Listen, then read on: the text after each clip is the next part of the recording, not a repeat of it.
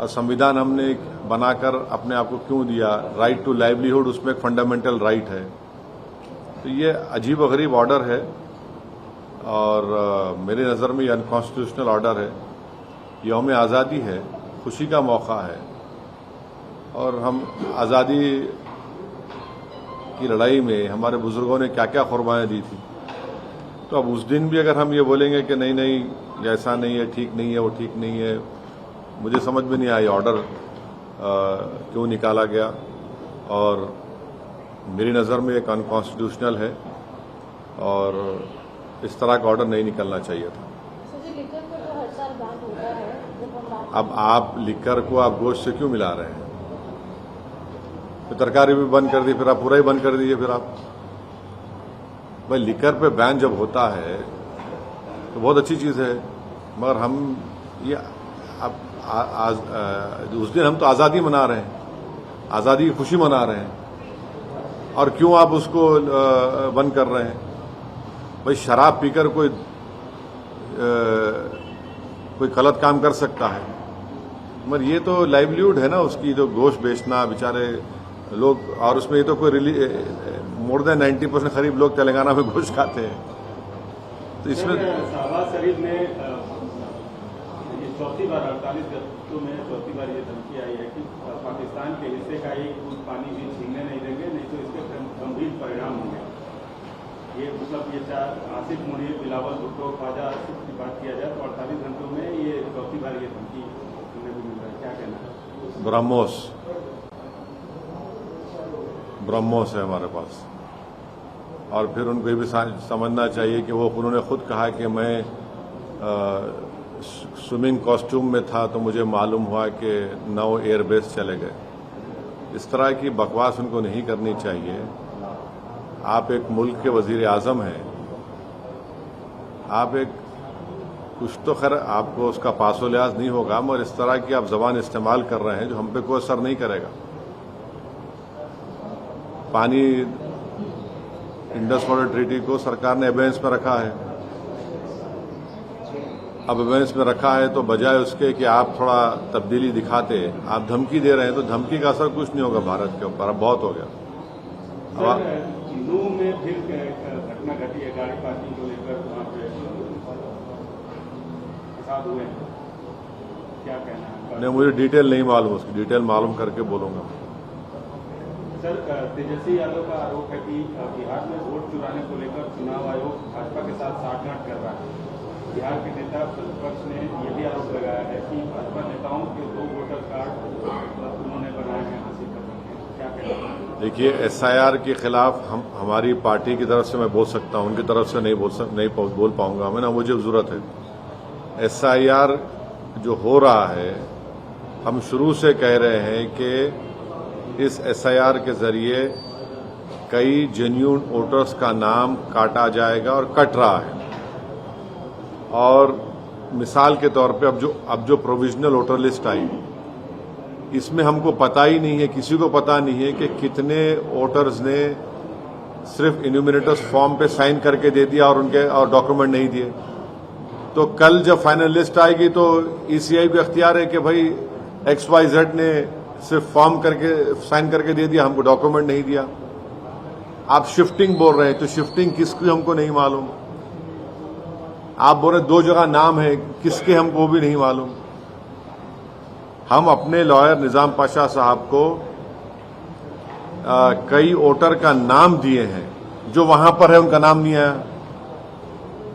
अख्तरुल ईमान साहब खुद वहां पर सुप्रीम कोर्ट में पार्टी हैं। अपनी विधानसभा में हमने कई वोटर्स का नाम दिया जिनका नाम नहीं आया, जो है वहां पर, उनके डॉक्यूमेंट भी है, उसका क्या करेंगे आप?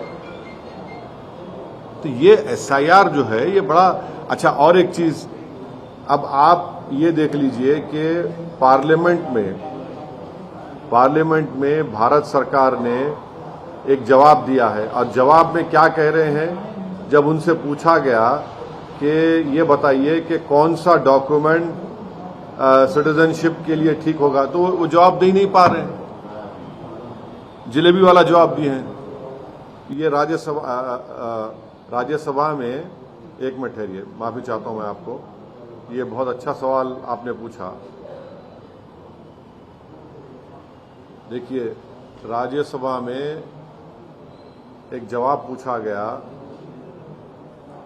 कि इसमें ये बताया जाए कि गवर्नमेंट कोई डॉक्यूमेंट को रिफ्यूज कर रही, कोई बता नहीं रही कि क्या कोई फिक्स प्रूफ चाहिए, माने कुछ भी अब गवर्नमेंट कुछ भी कर देगी। आप देखिए ये राज्यसभा में जवाब दिया गया है जिसमें गवर्नमेंट ने कहा कि union home ministry did not specify the categories of valid documents required for people to prove citizenship in India while responding to a question in the Lok Sabha जो अगस्त 12 को पूछा गया।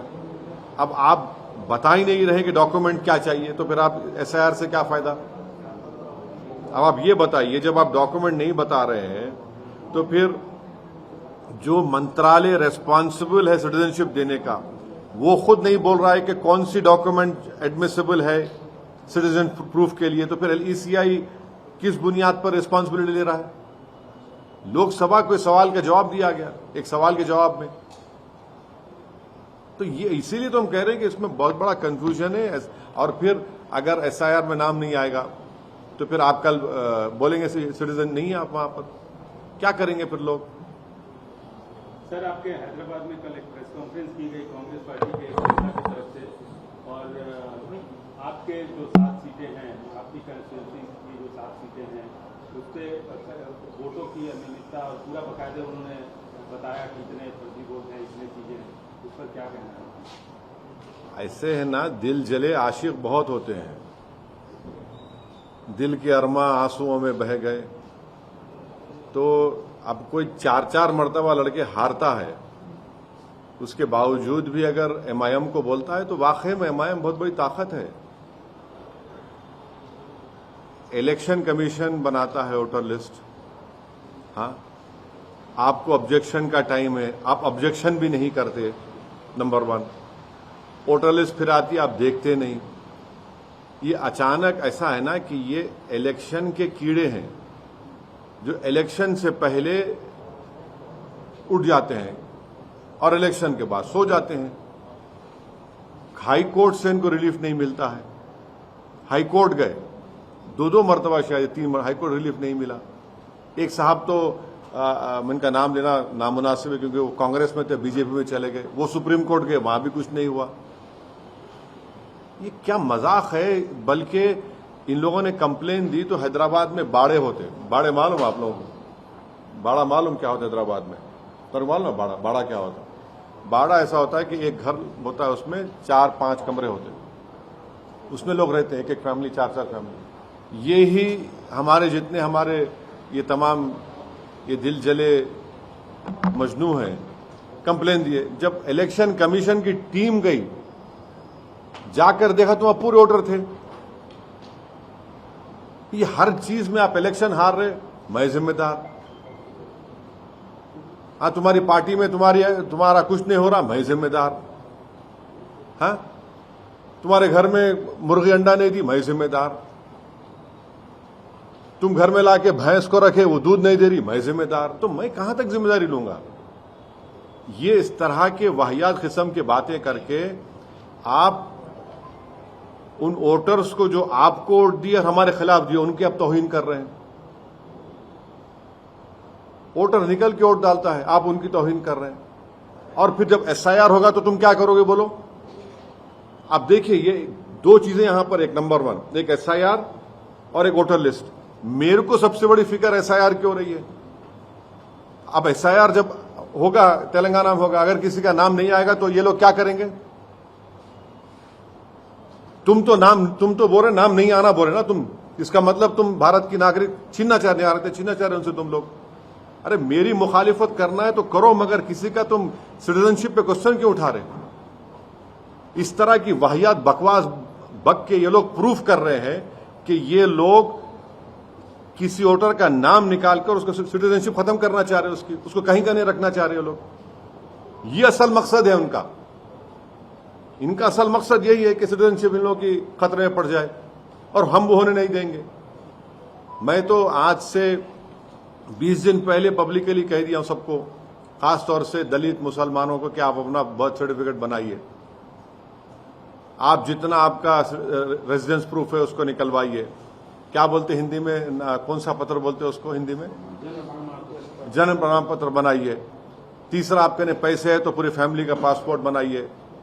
और जो कोई भी वोटर लिस्ट की डेट तेलंगाना में इलेक्शन कमीशन देगा, जैसा बिहार में दिया 2002 की, जो भी देगा हम इस ऑफिस से उसको वोटर लिस्ट को लेंगे, घर घर हम जाएंगे और किसी का भी नाम कटने नहीं देंगे इंशाअल्लाह, जो जेन्युइन वोटर है, जो भारत का नागरिक है। ये लोग तो इनको फिक्र ही नहीं है ना। देखिए, आदमी में एक विजन होना चाहिए, कुछ सोच होना चाहिए। आप इस तरह की बात करके तो एसआईआर को, आप एसआईआर से खतरा पैदा कर रहे हैं आप, तो ये इनका मामला है। सर, एसआईआर को लेकर सुप्रीम कोर्ट ने कहा है कि जो मिस्टेक्स हुए हैं ड्राफ्ट प्रिपेयर करने में, उस मिस्टेक्स को नहीं, सुप्रीम कोर्ट का ऑर्डर आया क्या? देखिए, ओरल ऑब्जर्वेशंस को ऑर्डर मत समझा करिए। अभी बहस हो रही, कोई ऑर्डर जब आएगा जब बोल सकते हैं। अभी तो एक ओरल सवाल जवाब बेंच अगर पूछ रहा है ऑनरेबल जजेस पे, तो उस पर कैसे हम, आपको लग रहा है कि मिस्टेक्स रेक्टिफाई करने का ड्राफ्ट जो हुआ है, मिस्टेक को रेक्टिफाई कर रहे हैं, वो एक्सरसाइज नहीं है? नहीं, काम नाम ही नहीं, नाम कट गए भाई। आप बोल रहे कि इतने लाख लोग शिफ्ट हो गए, हम बोल रहे नहीं वो शिफ्ट नहीं है। ईसीआई बोल रहा है कि लोग दो जगह पे नाम, हम बोल रहे नहीं है, अमूर में है, बैसा में है, किशनगंज में है, कोचादामन में है, जोकी में है, बहादुरगंज में, ठाकुरगंज में है, लोग हैं वहां पर। किसका प्रूफ? अब कौन करना चाहिए काम? ये ईसीआई को करना चाहिए। तो ये एसआईआर जो है, ये बोलते ना हमारे सरों पे एक लटकी हुई तलवार है। इसीलिए हर जगह पर जनता को, खासतौर से गरीब जनता को, अपना बर्थ सर्टिफिकेट, जो डॉक्यूमेंट्स है उसको निकाल के तैयार रखना चाहिए। सर, ये क्रिकेट मैच को लेकर नहीं, मैं तो क्रिकेट मैच नहीं देखने वाला हूं, मैं तो हरगिज नहीं देखने वाला हूं। मेरा जमीर, मेरा दिल गवारा नहीं करता कि मैं बैठकर उस मुल्क के लोगों के साथ हम क्रिकेट मैच खेलें जो हर रोज धमकी दे रहे हैं। उनका चीफ ऑफ आर्मी जाके वहां से बोलता है कि हम लोग डैम पे मार देंगे, वो बोलता है कि हम न्यूक्लियर थ्रेट कोई दे रहा है, कोई एक बोल रहा है कि हम वो कर देंगे। अब क्या, क्यों खेलेंगे हम? ये सुनिए, एक मिनट सुनिए। आप पानी देना बंद कर दिए, पानी से बड़ी कोई चीज हो सकती क्या? बोलिए। आप ट्रेड नहीं कर रहे हैं, आप वाघा बॉर्डर बंद कर दिए, वीजा नहीं दे रहे, खेल क्यों रहे हैं बताइए? कितना नुकसान होगा? 300 करोड़, 400 करोड़, कुछ भी नहीं है ना। मेरा जमीर तो गवारा नहीं करता भाई कि मैं मैच को देखूं। सर, सौरभ गांगुली ने कहा कि क्रिकेट अलग चीज है और जो हालात है वो अलग चीज है, दोनों अलग अलग है। अब मैं किसी का स्पोक्स पर्सन नहीं हूं, उनसे पूछिए। अच्छा सर, आपके एक पुराने दोस्त हैं जगन मोहन रेड्डी साहब, हाँ। उन्होंने अभी थोड़ी देर पहले प्रेस कॉन्फ्रेंस में उन्होंने कहा है कि राहुल गांधी चंद्रबाबू नायडू के टच में है, या चंद्रबाबू नायडू राहुल गांधी के टच में है थ्रू अपने जो तेलंगाना सीएम है रेवंत रेड्डी। क्या कहते हैं? जगन मोहन रेड्डी मेरे दोस्त है और रहेंगे। अब वो क्या बोल रहे, क्या नहीं बोल रहे, आप जगन मोहन रेड्डी से जाके विजयवाड़ा में मिलिए, मेरा सलाम पहुंचाइए, आप बोलिए कि इस पे आप टिप्पणी कर दीजिए, वो बोलेंगे। जगन मोहन, देखिए जगन मोहन रेड्डी दोस्त है, मगर वो एक पार्टी के हेड है, मैं अपनी पार्टी का जिम्मेदार। लगता है क्योंकि आप भी चंद्रबाबू नायडू की मुखाफत करते रहे हैं पिछले चुनाव में। नहीं, चंद्रबाबू नायडू को हम अपोज कर रहे हैं, वो तो बीजेपी के साथ हैं, वो बीजेपी के साथ है ना, वो तो बीजेपी के साथ है। वक्फ एक्ट में तो, वक्फ एक्ट बनाने में उनका बहुत बड़ा रोल रहा, सपोर्ट रहा उनका, उन्हीं की वजह से सरकार बनी बीजेपी की, वरना क्या बनती। तो मैं कैसे बोलूंगा जगन क्या बोले? वो जगन खुद उस पर अपनी राय देंगे या सब्सटैंशिएट करेंगे। अच्छा जी, आपको लगता है कि डोनाल्ड ट्रंप के साथ जिस तरीके के रिश्ते अब पाकिस्तान के बढ़ रहे हैं, ये वही कहीं ना कहीं कॉन्फिडेंस दे रहा है जिसकी वजह से इस तरीके की टिप्पणियां कर रहे हैं या फिर इस तरीके से धमकी दे रहे हैं? नहीं, देखिए, अमेरिका के प्रेसिडेंट को बात समझना चाहिए कि हमारा उनका ट्रेड जो होता है भारत का और आपके इंडिया का, वो होता है $200 बिलियन का। और पाकिस्तान का उनसे होता है $5 बिलियन का। और फिर अभी हम ट्रेड एग्रीमेंट साइन करने जा रहे हैं, उसमें यह है कि हम 500 बिलियन करेंगे। अब अमेरिका के प्रेसिडेंट को तय करना है कि वो ऐसे मुल्क से ट्रेड करेंगे जहां पर टेररिज्म एक ट्रेड है, जहां पर टेररिज्म एक ट्रेड है, और भारत आपसे एक स्ट्रेटेजिक आपका अलाई है। पिछले 20-25 साल में मुख्तलिफ गवर्नमेंट ने, चाहे वहां की यहाँ की, उन्होंने इस रिश्ते को मजबूत किया। तब ये उनके ऊपर मुनस्सिर है वो क्या चाहेंगे। मगर हम आपको बता रहे हैं कि ये जो 50% का ये जो लगाया उन्होंने टैरिफ लगाया है, मैं आपको जिम्मेदारी के साथ बोल रहा हूं कि सूरत में जो डायमंड बनाने वाले हैं वो बेरोजगार हो जाएंगे। पहले हमारे ऑर्डर्स कम हो गए, और मैं आपको जिम्मेदारी के साथ बता रहा हूं कि इसका इम्पैक्ट ये होगा कि तमिलनाडु का जो टेक्सटाइल बेल्ट है, ये 50% टैरिफ जो ट्रंप लगाए हैं, ये टेक्सटाइल पर, लेदर पर, footwear, James, jewellery, chemical, plastic, spices, T, coffee and shrimps. Tamil Nadu का जो टेक्सटाइल बेल्ट है वो हमारे देश का निटवेयर का सेंटर है। इससे इनके ऑर्डर्स रिड्यूस हो गए और इन पे बहुत कॉस्टिंग का प्रेशर पड़ने वाला है। हाँ, फिर आप चले जाइए, एक तो आपको बोल दिया मैं सूरत का, तमिलनाडु का। तीसरा मैं आपको बता रहा हूं कि अमेरिका ने section 232 of the trade expansion act 1962 के तहत स्टील एल्यूमिनियम पर 50% टैरिफ हो गया। हाँ, वहीं पर यूरोपियन यूनियन CBAM लगाएगा, इससे भी हमको नुकसान होने वाला है। चौथी बात आपको बता रहा हूं कि ये जो 50% टैरिफ का जो इम्पैक्ट होगा इलेक्ट्रिकल मशीनरी पर, इक्विपमेंट पर और प्रेशियस स्टोन्स एंड सेक्टर्स के ऊपर, ये हर एतबार से। अच्छा, फिर आप देख लीजिए, सिर्फ जो ट्रेड है 18.29% टोटल एक्सपोर्ट हमारा इंडिया का होता है यूएस को, लार्जेस्ट एक्सपोर्ट डेस्टिनेशन इंडिया के लिए। तो फिर ये क्या हो रहा है, ये इससे तो बहुत बड़ा हमारे को तकलीफ होने वाली है। ऑयल ना लें, कौन होता है भाई ट्रंप, हम ऑयल ना लें? क्या सैंक्शन है क्या? अमेरिका ने कहा कि भारत का कि आप ऑयल लीजिए इतने प्राइस कैप पर, हम ऑयल ले रहे हैं। मगर हमको तकलीफ इस बात की है कि जब ऑयल हम इतना खरीदे, वो तो जब सस्ता ऑयल मिल रहा था तो जनता को पहुंचाना था मोदी गवर्नमेंट, उसका फायदा। मगर ये बोल रहे कि ऑयल नहीं लेना, वो होते कौन है भैया? हम एक सॉवरिन नेशन है, और अमेरिका की धरती में कोई बैठकर भारत को न्यूक्लियर बॉम्ब की धमकी दे रहा है। अगर कोई भारत की सरजमीन पर बैठकर अमेरिका को न्यूक्लियर बॉम्ब की धमकी दिया तो क्या होगा? हम उम्मीद करते हैं कि नरेंद्र मोदी की सरकार यहां पर जो भी उनका डिप्लोमेट है, उनको बुलाकर हम अपना ऑब्जेक्शन जाहिर करें। ये कौन आपकी सरजमीन में बैठ के कैसा कर रहा है? वो क्या बात कर रहा है? वो बैठकर न्यूक्लियर थ्रेट दे रहा है हमको, उनका आर्मी चीफ। ये हम इसका कंडेम करते। हम एक स्ट्रेटेजिक अलाई अगर आपके हैं तो आप ये क्यों अलाउ कर रहे? सिर्फ पॉलिटिकल स्टेटमेंट आना चाहिए नरेंद्र मोदी सरकार की तरफ, खाली MES स्टेटमेंट आ गया है। सर, MIM जुबली हिल सीट पे लड़ेगी, कैंडिडेट उतारेगी। अरे इतनी जल्दी क्यों है आपको? अभी टाइम है ना। Sir, BJP's Amit Malviya says that Sonia Gandhi appeared in the electoral rolls even before getting Indian citizenship in 1980. That is 3 years before she got the Indian citizenship. So what do you have to say, sir? And she is also saying that for twice she got this electoral. You see, the person you mentioned, he must mention about these threats emanating from all these leaders of Pakistan. He should comment on how this 50% tariff will have an impact on Indian economy. How will it affect the diamond industry of Surat? How will it affect the textile industry of Tamil Nadu? And if they have the proof, you give it to ECI. Why should I answer on behalf of both these political parties? No, sir, war is getting escalated, political war getting escalated. And what is your take on that? What is his war?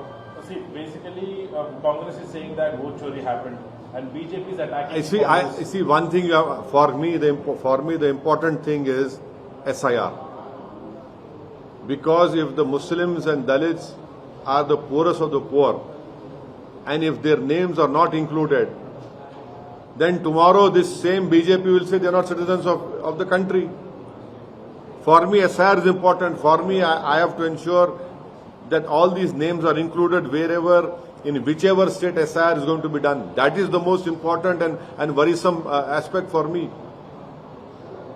Because if the BLOs don't write the names and their names are not included, then their whole citizenship will be in question. For me, that is the most important thing. SIR is the most difficult thing for a poor person, especially people belonging to the Dalit and the Muslim community. No one knows how these names have been excluded. No one knows how did you come to this figure of they have been shifted. How did you come to that opinion, that conclusion? No one knows what is that names have appeared differently. Where? How do we know?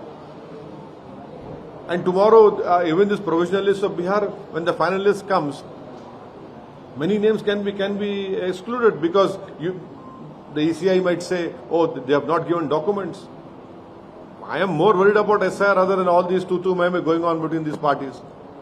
कैसे छटनी होगी आपको लगता है कि कैसे हम लोग जैसे बात करते हैं और कई बार जानते भी हैं कि 2-2, 3-3 वोटर लिस्ट लेकर है या फिर 2-2, 3-3 जगह से वोट करते हैं या कौन करते हैं नहीं, जो कई बार आपका अरे कौन ये तो सबको पता है कि क्या मेरे को पता नहीं है, किसको पता है? राज्यों में जो अरे अलग-अलग राज्यों छोड़िए, अरे देखिए, नहीं तो दीजिए ना, आप लोग प्रूफ दीजिए। इसका मतलब ये है कि आप जुनून का नाम निकाल देंगे? नहीं कैसे? सुनिए, देखिए प्रोसेस गलत तरीके, देखिए गलत तो ईसीआई की जिम्मेदारी है, ईसीआई की जिम्मेदारी है। आप वो उसके नाम पर आप नाम एक्सक्लूड कर देंगे एसआईआर के नाम पे, और फिर आपको पावर दिया गया कि आप सिटीजनशिप एक्ट 1955 के तहत कॉम्पिटेंट अथॉरिटी को इसका नाम दे देंगे और लड़ता रहेगा फॉरेनर्स ट्रिब्यूनल में अपनी सिटीजनशिप को। सुझाव का दे, पहले बहुत सुझाव दे चुके हैं इलेक्शन कमीशन को, 2 रिप्रेजेंटेशन दिया, पढ़ लीजिए, आपके सामने है। हमारे बिहार के प्रेसिडेंट सुप्रीम कोर्ट में गए हुए हैं। हम तो पूछना चाह रहे कि बताइए आपने कैसा किया भाई, कैसा करेंगे आप बताइए। मैं 6 महीने 2024 के चुनाव में वोट डाला हूं और आज आप कह रहे हैं कि मैं भारत का नागरिक नहीं हूं। बताइए कौन सा है ये? मैं वोट डाला हूं ना, चाहे किसी पार्टी को डाला हूं, आज आप बोल रहे नहीं, अब आपको फॉर्म लिख के देना पड़ेगा। 2003 के वोटर लिस्ट आप बोल रहे जिसका नाम 2003 में आ गया, मगर उसको भी फॉर्म भरना है, उसको भी न्यूमरेटर्स फॉर्म भरना है, फॉर्म देना है उसको भी। ये क्या है बताइए आप, ये कैसे होगा? ये तो आप तो पूरे लोगों को परेशान करके छोड़ दिया। और बिहार में तो 60-70 लाख, 1 करोड़ करीब तो लोग तो बाहर रहते हैं, कि मजदूर हैं बेचारे, मर गए तो भी अपनी लाश को लेके जाते हो अपने गांव को। 2 नाम कैसा रह गया उन लोगों का? गलत बात है ना ये। सर, ये जो अपने ऑपरेशन सिंदूर में जो हीरोइक वुमेन थे, मतलब जो सामने आके प्रेस कॉन्फ्रेंस भी किए थे ऑपरेशन सिंदूर के वक्त, तो उनको एक प्राइवेट चैनल में इनविटेशन भी मिला है। उस पर प्रियंका गांधी जी ट्वीट करते हुए कहा कि this private entertainment channel parent companies also back the broadcasting rights of Asia cup till 2031, yes the very channel that seeks to earn revenue through India versus Pakistan cricket match. So, ये दोनों को जोड़कर Congress I don't know why are you asking me to comment on a leader which does not belongs to my party? Why should I comment? They are free to say whatever they want. You question them. Why should I speak for them? So what is the take, sir, of those heroic women going and appearing there on a private TV channel? And these allegations are being leveled up by opposition leaders. No, then I know. Is your question that they are only going on one TV channel, or they are not coming to your TV channel, or they should go everywhere? क्या है तुम्हारा सब तकलीफ क्या है, बोलो ना भाई। एक जगह गए सब जगह जाना चाहिए क्या उन लोगों को? और अगर वो जा रहे हैं तो जाहिर है उनको परमिशन मिला नहीं मिला मेरे को नहीं मालूम। मेरा जहां तक मामला है, ये क्रिकेट मैच नहीं होना चाहिए। मैं बोल चुका हूं, पार्लियामेंट में बोल चुका हूं, और मैं ये बोल रहा हूं कि मैं नहीं देखूंगा। मैं किसी को जबरदस्ती तो नहीं कर सकता ना कि नहीं आप भी टीवी बंद करो। मैं कैसे बंद करूंगा? मैं अपनी बात रख दिया, वो जनता के ऊपर है। असद जी, आपकी पार्टी के बिहार के जो अध्यक्ष है उनकी तरफ से कहा गया कि हम बिहार में थर्ड फ्रंट बनाएंगे क्या? हाँ बिल्कुल बिल्कुल, सब चीज करेंगे हम। जो चीज हमको करना है जीतने के लिए हम पूरी चीज हर चीज करेंगे और मेहनत करेंगे। और महागठबंधन से क्या बात बनी? कितनी क्या सीटों हुआ? पे लड़ेंगे? वो बताएंगे आपको, अभी जल्दी नहीं है ना। महागठबंधन से किस तरीके से आगे? नहीं मालूम, वो तो अख्तर भाई हमारे अध्यक्ष ने लेटर लिखा है, दो लेटर लिखे हैं। अब उसके बावजूद भी अगर वो समझ रहे हैं कि कुछ नहीं कर, तो ठीक है। हमने तो बता दिया जनता को कि हमने तो कोशिश की, अब इनके ऊपर है। लेकिन सर सवाल ये है कि थर्ड फ्रंट बनाएंगे तो आएगा कौन आपके साथ? अरे देखिए, मैं अकेला ही चला था जानिबे मंजिल, लोग आते गए और कारवां बनता गया। समझा करिए आप, ऐसा मत समझा करिए, ये होगा। आप अख्तरुल ईमान को अंडर एस्टिमेट कर रहे हैं, आप लोग मजलिस को अंडर एस्टिमेट कर रहे हैं। इंशाल्लाह अल्लाह से उम्मीद अच्छा करेंगे।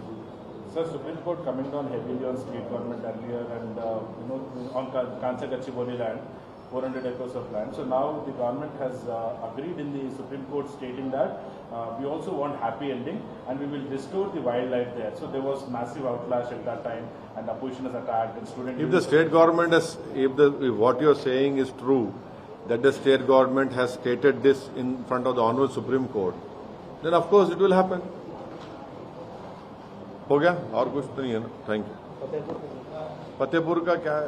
हाँ, फतेहपुर का देखिए, ये फतेहपुर का जो मकबरे पे हमला करके उन खबरों को डैमेज किया गया, दरगाह के अंदर जाकर वहां पर बेहुरमती की गई, ये बीजेपी जो खेल खेल रही है ना, ये इनको ही नुकसान होगा सियासी तौर पर हर एतबार से।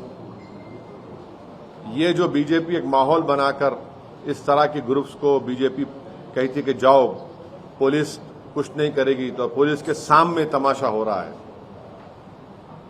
6 दिसंबर में वैसी हुआ था, हर जगह ऐसी हो रहा है, अभी भी हो रहा है। और बाद में आप विधानसभा में कहते हैं नहीं इतने लोगों में केस बुक करें। अरे केस बुक करना, अगर आप किसी की जान ले लेंगे, किसी के खबर पर आप तोड़ देंगे और फिर उसके बाद हम केस बुक करें बोलेंगे आप, तो फिर आप क्यों रखते पुलिस को? हटा दीजिए पुलिस, बाद में बोलिए हम केस बुक कर लेंगे। क्या किया आपने? संभल में फायरिंग कर दिया आपने, कितने लोग मारे गए, कितने जख्मी हुए, आप सब जानते हैं। पुलिस के सामने सब तमाशा और पुलिस कुछ नहीं कर रही है।